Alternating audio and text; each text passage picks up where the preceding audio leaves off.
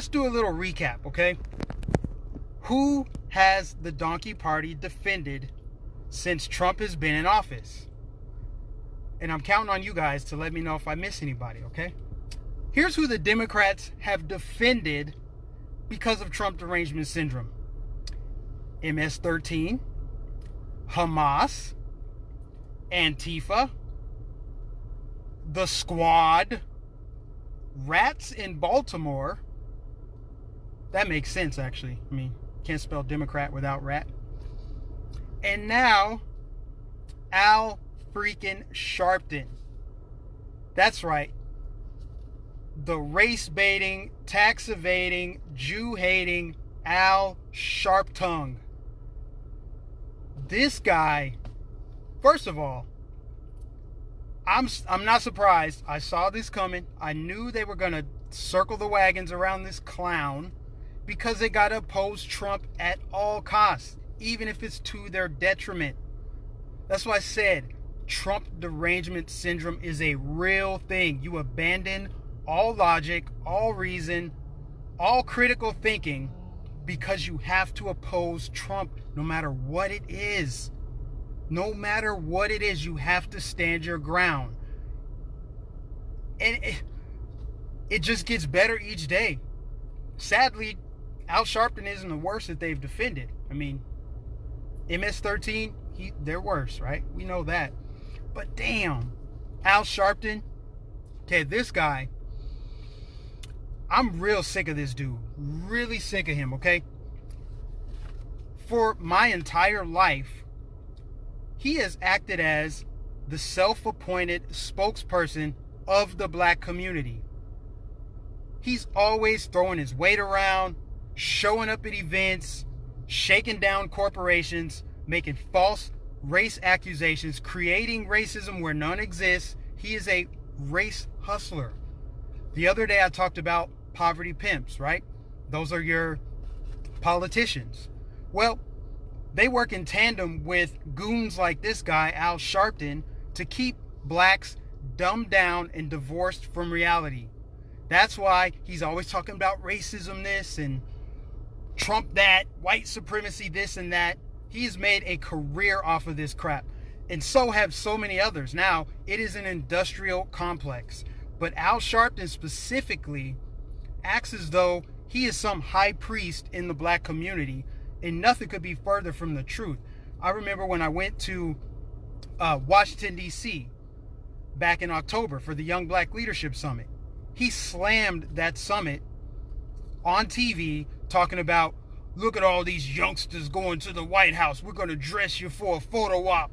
These youngsters with the Trump caps on. Just the way his voice is so stressful and obnoxious.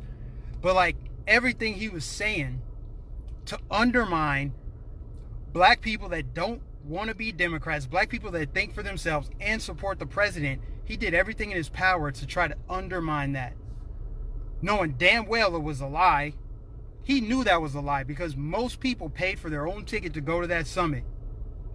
But he still went on TV to take shots at young black conservatives. But this is nothing new.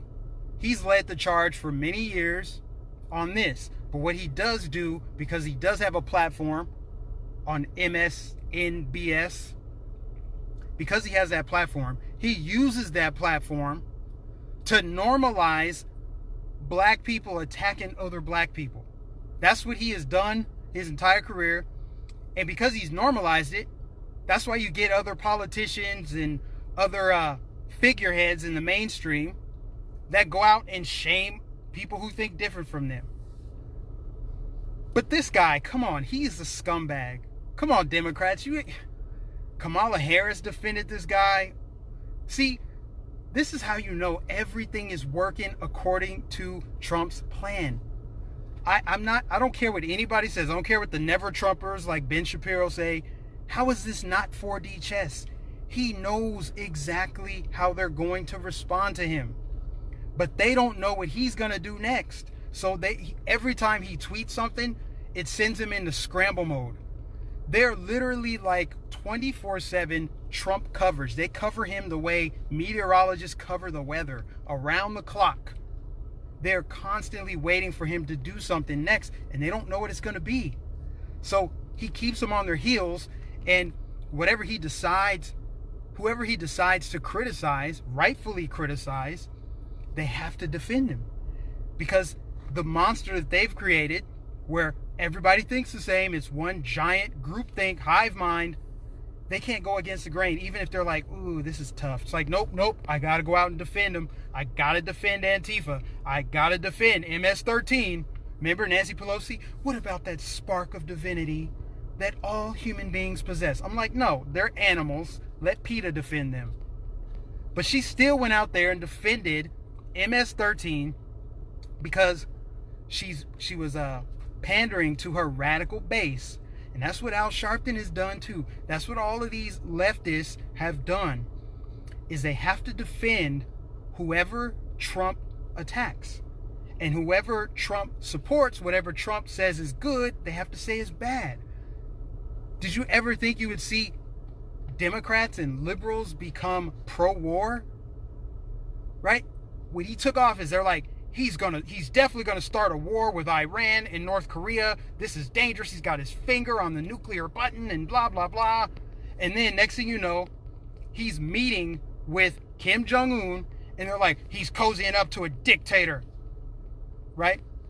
When Iran shot down that freaking, what was it, like a drone or whatever it was, one of our aircrafts, and Trump's like, no, we're not going to go to war.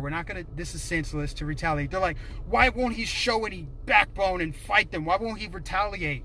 See, because even though it made sense to not go to war with Iran, and even though it made sense to meet with Kim Jong-un and at least be diplomatic instead of kicking the can down the road like the last 4 presidents, even though it made sense, they have to oppose it because they got to oppose Trump at all costs. So because Trump knows this, he's playing 4D chess.